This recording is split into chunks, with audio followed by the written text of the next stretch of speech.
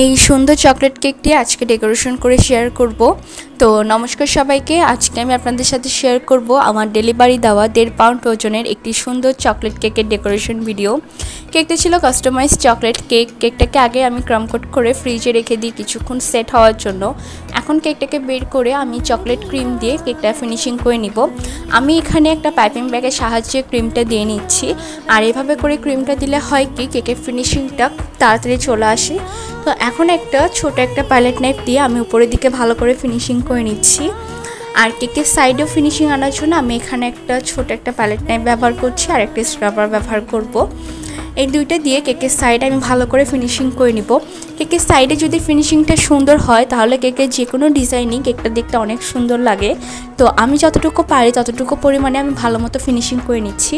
তো কেকের সাইডে ফিনিশিংটা একটু ভালো করার জন্য আমি এখানে একটা স্ক্রাপার ব্যবহার করছি। স্ক্রাপার দিয়ে কেকের সাইডে ফিনিশিংটা ভীষণ সুন্দর হয়। এটা যেহেতু কাস্টমাইজ চকলেট কেক ছিল, তো কাস্টমার আমাকে যে ছবিটা দেয় ওখানে কেকের সাইডে একটা জিগজ্যাগ ডিজাইন ছিল। তো সেটা একটা ব্রেড নাইফের সাহায্যে আমি করে নিচ্ছি। আর ব্রেড নাইফটা দিয়ে আমি উপরের দিকে একটু ভালো করে ফিনিশিং করে নিব। কেকে ফিনিশিং করা হয়ে গেলে কেকটাকে আমি নর্মাল ফ্রিজে রেখে দিব 30 মিনিটের জন্য। তার আগে আমি বোর্ডটাকে ভালো করে ক্লিন করে নিব। তো এখন কেকটাকে আমি নর্মাল ফ্রিজ থেকে বের করে এখন এখানে চকলেট গানাশটা আমি দিয়ে নিচ্ছি। আর আপনারা নিজেরাই দেখতে পাচ্ছেন এখানে চকলেট গানাশটা কতটা পারফেক্ট হয়েছে আর কত সুন্দর করে ড্রিপিং হচ্ছে। চকলেট গানাশের ড্রিপিং দেওয়া কেকগুলো দেখতে ভীষণ সুন্দর লাগে। তো কেকের ড্রিপিং দেওয়া হয়ে গেলে এখন আমি উপরের দিকেও চকলেট গানাশটা দিয়ে নিচ্ছি। আর এখানে ছোট একটা প্যালেট নাইফ দিয়ে আমি উপরের দিকে ডিজাইনটা করে নিব।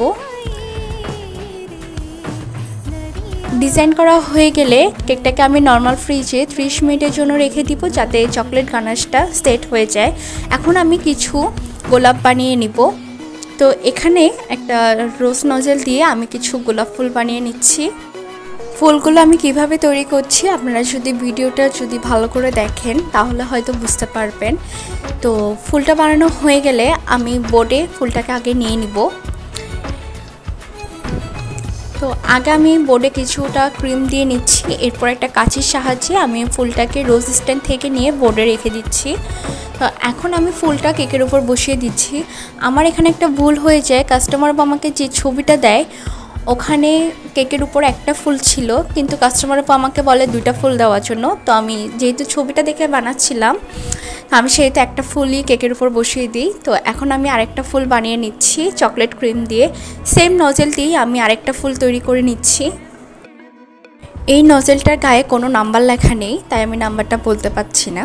তো আমি রোজ স্ট্যান্ড থেকে একটা কাঁচির সাহায্যে ফুলটাকে সরাসরি কেকের উপর বসিয়ে দিই। এখন ছোট একটা স্টার নজেল দিয়ে আমি কেকে বর্ডারটা দিয়ে নিব। কেকে বর্ডারটা দেওয়া হয়ে গেলে এখন আমি উপরের দিকে কিছু হোয়াইট কালার সুগার বল আর কিছু গোল্ডেন কালার সুগার বলগুলো দিয়ে কেকটা ডেকোরেশন করে নিব। এই সুগার বলগুলো দিলে কেকটা দেখতে ভীষণ সুন্দর লাগে। তো আমার কেক ডেকোরেশন করা প্রায় শেষের দিকেই। তো আপনাদের কাছে আমার আজকের কেকটি কেমন লেগেছে সেটা আমাকে জানাবেন। আর আমার ভিডিওটি দেখার জন্য ধন্যবাদ।